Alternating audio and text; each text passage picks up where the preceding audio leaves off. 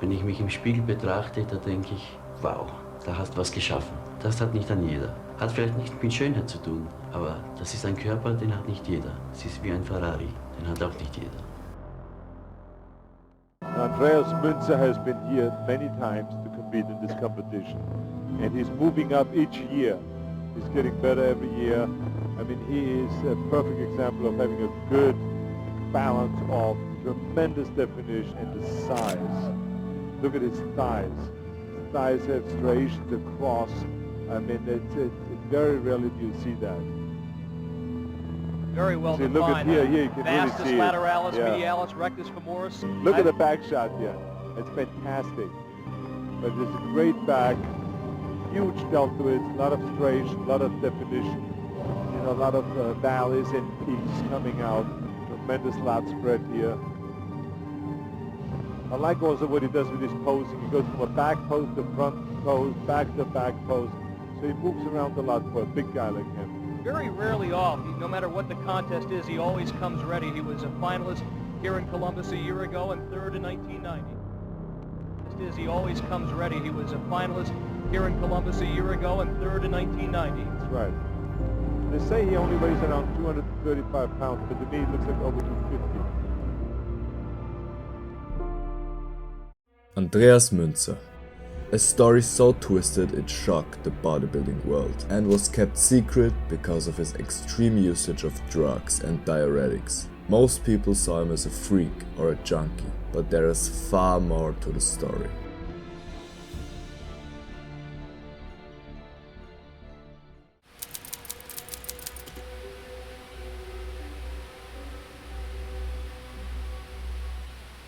Andreas was born into silence, not the dramatic kind, but the quiet, rural stillness of Western Austria. On October 25, 1964, in the small village of Pack, a boy named Andreas Münzer entered a world far removed from bright stages and blinding spotlights. His childhood unfolded not in gyms, but on a dairy farm. Days were shaped by routine, responsibility, and the unspoken discipline of rural life. He helped where he could, feeding animals, assisting his family, moving with a quiet diligence that would later define him. Those who knew him did not describe aloud a rebellious child. His father called Andreas always sensible and reserved. But, as his sister made clear, he was also laser focused and determined when it came to sports like soccer and skiing. He was a boy who was reserved, almost shy, yet deeply focused beneath the surface. He grew up in the shadow of another Austrian legend, Arnold Schwarzenegger. The proximity was more than geographic, it was psychological. Schwarzenegger represented escape, transformation, a path out of the quiet obscurity into something mythic. For a boy from rural Austria, this idea took root early. The desire to look like Arnold was not, of course, unique to Münzer. From the release of the documentary Pumping Iron in 1977 to the present day, Arnold has served as a point of inspiration for athletes worldwide. But what made Münzer's admiration special were the similarities the two shared. Arnold was born in Thal, Austria, on July 30, 1947. Münzer was born in Pack, Austria, less than 30 miles from Thal, on October 25, 1964. Both areas were relatively quiet, and in both instances, bodybuilding became an escape. By his early teens, that idea had found form. At around 14 years old, Andreas picked up weights for the first time. It wasn't just curiosity, it became obsession. The iron responded to him. His body adapted quickly, almost unusually so, and what began as experimentation turned into discipline. Yet his entry into bodybuilding was not glamorous. As a teenager, he apprenticed as a tool maker in the nearby town of Köflach. His days were long, structured by labor, but there was a gap, a strange empty window of time between work and the next bus home. Most would have waited, Andreas didn't. He filled that time with training. Inside a local gym, away from the farm and the factory, something sharpened. The shy boy became methodical. Repetition became identity. Muscles grew, but more importantly, so did control. Every set, every rep, executed not for vanity, but for precision. He was still quiet, still reserved, but now there was direction. In a world that had given him little noise, Andreas Münzer began building something louder than words. Piece by piece, fiber by fiber. And long before the world would see him as extreme, as legendary or as tragic. He was simply a disciplined boy from rural Austria, chasing an idea he had seen once and refused to let go.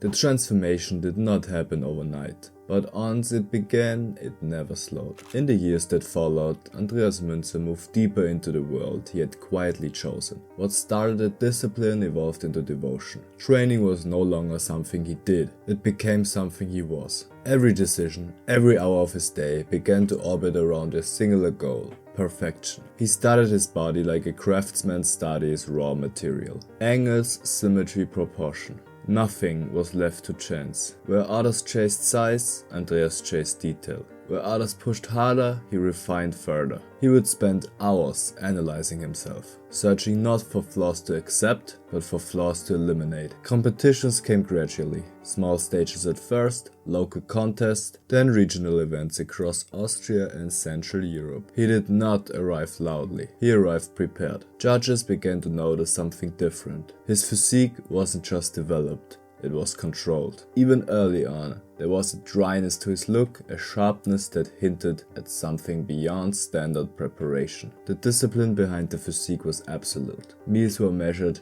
training was structured, recovery was calculated. There were no off days, no indulgences, no wasted effort. Life outside the gym slowly dissolved into the background, and alongside that discipline, another layer began to form. In the competitive bodybuilding world of the 1980s, performance-enhancing substances were not unusual, but Andreas approached everything differently. Where others used, he optimized. Where others experimented, he systemized. Even in these earlier years, he was already pushing pharmaceutical assistance further than most around him. Carefully, methodically, but undeniably intensely. It was not chaos, it was control, or at least it appeared that way. During the early 1980s, he became more active in the European competitions, including NABBA events, building his name step by step. His progress was steady, but what made it remarkable was the consistency of his conditioning. He didn't just peak occasionally, he began to look sharp more often than others, more reliably. Opportunities followed. He left Austria and moved to Germany, entering a more advanced and demanding bodybuilding environment. There, he worked as a personal trainer, living fully inside the world he had committed to. The gym was no longer a place he went. It was the center of his existence. In Germany, he connected with key figures, including Albert Busek, who helped guide his career towards the international stage. With greater exposure came greater expectations, and Andreas responded the only way he knew how, by tightening control even further.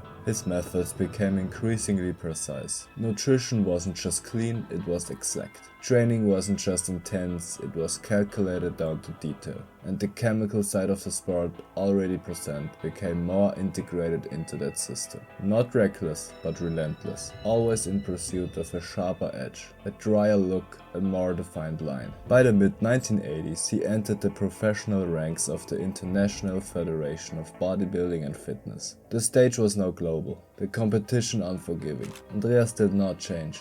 He intensified. His physique began to evolve into something distinctly different. He was not the largest man on stage, but increasingly he was the most detailed. Muscle separation became deeper, striations more visible. His skin appeared thinner, his look more refined, almost unnatural in its precision. By the late 1980s, he was no longer just another competitor. He was becoming something rare, a bodybuilder whose conditioning bordered on the unreal. Audiences noticed, judges noticed. His appearances at major events, including early entries into the Mr. Olympia, began to establish his name internationally. But beneath that rise, something else was taking shape, because the same mindset that built his physique allowed no limits. Not in training, not in diet, and not in enhancement. It wasn't just excellence, it was escalation, and Andreas Münzer quietly and methodically, was moving closer to a level few had ever reached, pushing every variable, visible and invisible, further and further, toward a standard that demanded more than the body was ever meant to give.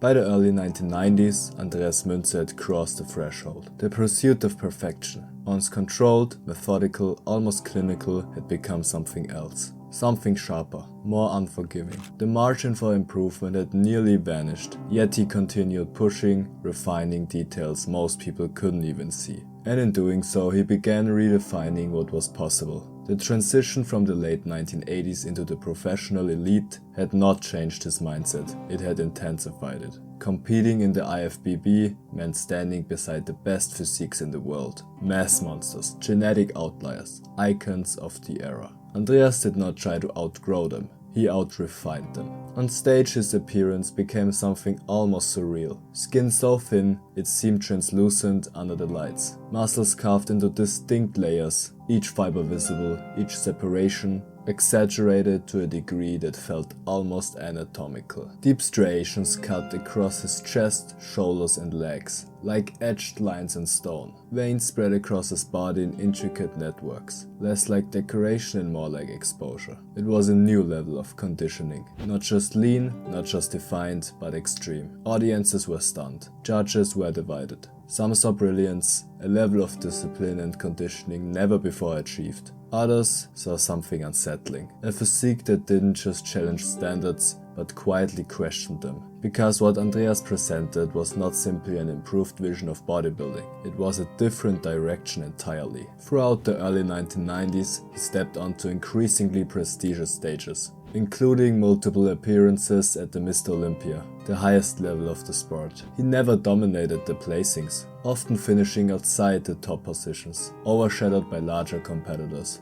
But placement no longer defined him, conditioning did. Among athletes and insiders, his reputation grew rapidly. He was seen as the man who brought conditioning further than anyone else was willing or able to go. A specialist, a perfectionist, someone chasing a standard that others observed but rarely attempted to replicate. Behind the scenes, however, the cost of that condition was mounting. The system he had built, the precision, the discipline, the control was no longer just demanding, it was consuming. Every gram of food was calculated. Sodium, potassium, water intake, manipulated with increasing intensity as competitions approached. His preparation phases became more extreme, more prolonged. Dehydration protocols grew harsher, recovery periods grew shorter, and alongside it, the chemical dimension escalated further. What had once been controlled optimization became deeper, more complex, more aggressive. Multiple compounds layered together, not just for growth, but for the preservation of muscle under extreme dieting, for dryness, for vascularity, for that unmistakable Münzer look. It was no longer just enhancement, it was engineering under pressure. From the outside it looked like mastery, from the inside it was strain. Pain became constant, fatigue became normal. Sleep was inconsistent, energy fluctuated, yet none of it altered his routine. Because by this point, routine was not something he followed, it was something he obeyed. Those close to him began to notice the changes. The increasing rigidity, the narrowing of focus, conversations became shorter. Life outside bodybuilding continued to shrink. There was less room for anything that did not serve the goal. And the goal itself had evolved. It was no longer about winning titles. It was no longer about recognition. It was about reaching a physical state that had never existed before. And holding it, even if only for a moment under stage lights. Andreas Münzer was no longer competing against other athletes. He was competing against limitation itself. Against biology, against time. And slowly, almost imperceptibly, those limits began to respond. Not loudly, not dramatically, but quiet, in ways that could be ignored, at least for a while, because the body can do more than expected, until it can't. And Andreas, as precise and disciplined as he was, continued forward step by step, show by show, moving deeper into a space where perfection demanded more than the body was ever meant to give. The line had been crossed, but not yet fully seen, and the final cost was still waiting.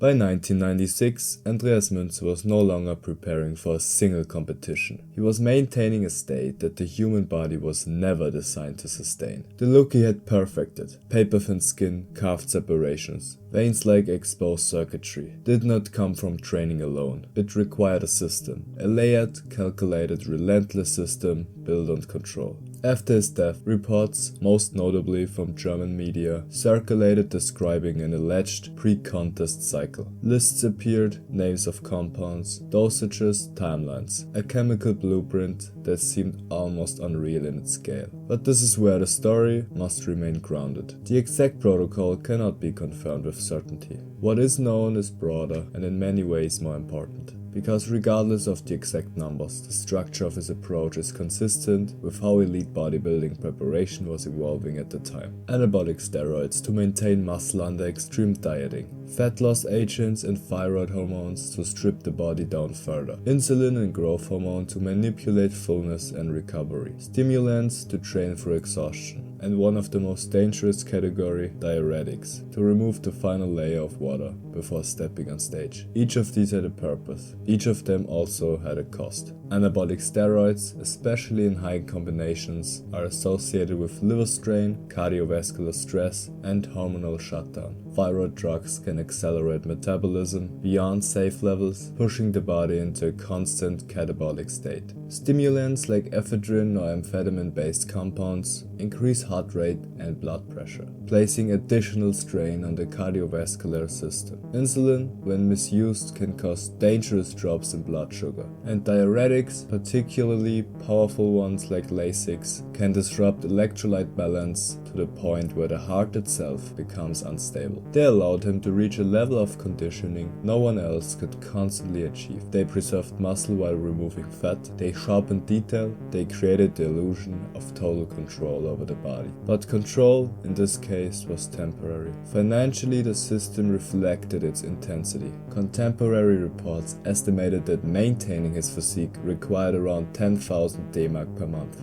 That equals roughly 5,100 euro at the time, which adjusted for inflation into modern terms translates to approximately $9,000 to $10,000 per month. But even if he took only half of his alleged death cycle, the cost of his dose would still be $5,000 per month. A full-scale investment into one outcome, perfection on stage. From the outside it looked like mastery, from the inside it was accumulation. And by 1996 that accumulation had reached a critical point. In March 1996, Andreas Münzer stepped onto the stage of the Arnold Classic. He was 31 years old. He was already a known figure, respected not for victories, but for something rarer. Conditioning that bordered on the unreal. He placed 6th. In another context, it would have been a respectable result. But for Andreas, placings had long since become secondary. The real measurement was how far he could push his physique, how dry, how sharp, how extreme it could become. And in that sense, he had already gone further than almost anyone. That year, even Arnold Schwarzenegger acknowledged his conditioning publicly, praising his balance while still noting limitations in size. It was a familiar pattern. Admiration followed by qualification. Behind the scenes, however, the cracks were no longer invisible. For months he had been experiencing severe stomach pain. It wasn't sudden, it wasn't new, but it was ignored, absorbed into the same system that had carried him this far. Pain was part of the process, so he continued. After the Arnold Classic, he traveled to California. He appeared composed, quiet, controlled, as always. Those who met him did not see a man in collapse. They saw a professional, focused, polite, reserved. 8 days later, he competed again at the San Jose Pro Invitational. He placed 7th. No dramatic finale, no final victory, just another show. Another attempt, another step forward. Then he returned to Germany, and for the first time in years, the system stopped responding. On March 12,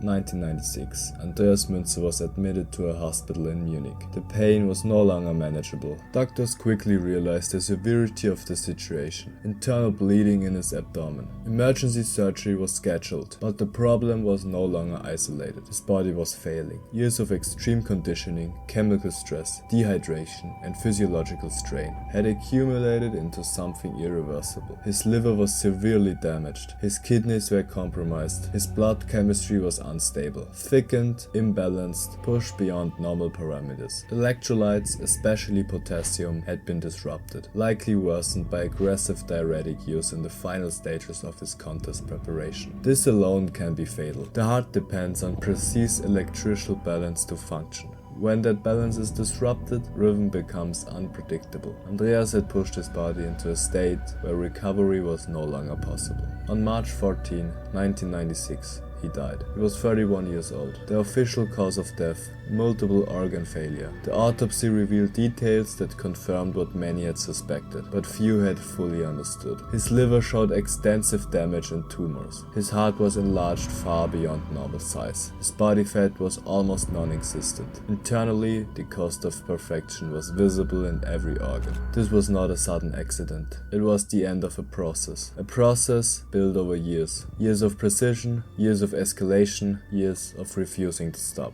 The bodybuilding world reacted with shock, but also with recognition, because Andreas Münzer had not failed, he had succeeded completely. He had achieved exactly what he set out to achieve, a level of conditioning that redefined what was physically possible on the bodybuilding stage, but in doing so he exposed something else, the limit, the invisible boundary where discipline becomes destruction, where control becomes illusion, where perfection demands more than the body can give. And that is why a story remains, not just as a tragedy, but as a question. How far is too far? Because when people look back on Andreas Münzer today, they do not see just one of the most conditioned physiques in history, they see a man who turned his body into an idea of absolute precision, absolute control, absolute perfection. And in the end, he proved that perfection, when taken far enough, stops being human.